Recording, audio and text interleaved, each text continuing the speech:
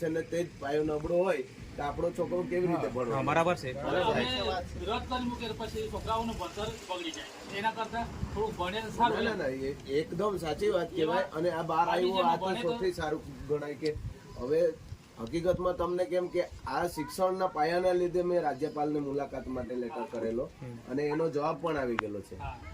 ઉગ્ર સચિવને એ લોકોએ લેટર પણ મોકલી આપેલું છે કે અહીંની આદિજાતિ વિકાસ અધિકારી જોડે મુલાકાત કરીને આ બજેટની વાત કરવાની છે.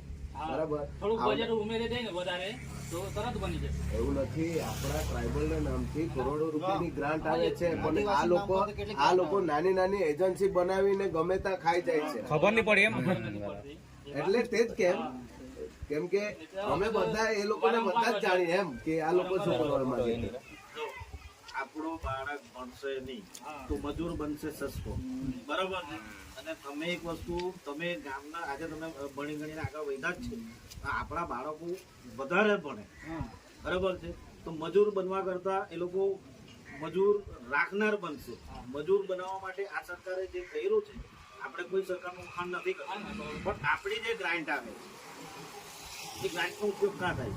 બરાબર, રોડ રસ્તામાં કરવાની હોય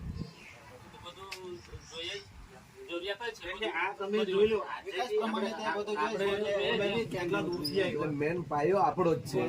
આજ પાયાથી આપણે નબળા થઈ જઈએ. વિડીયોમાં જોયું હોય તો આજે બી આપણો સમાજ આટલો પછાડ પણ અમે અટકાવી દઈએ તો પછી છોકરાનું ભણતર અટકાવવાની જરૂર નથી.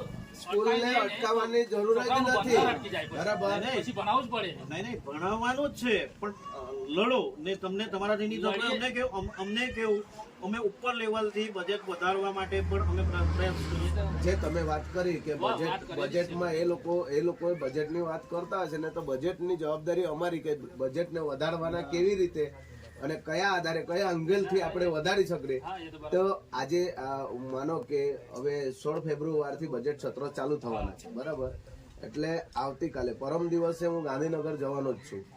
ખાસ કરી આપણા આ શિક્ષણના પાયાના લીધે કદાચ તમે મને જાણતા બી હશો, નિલેશ જામરે કરીને.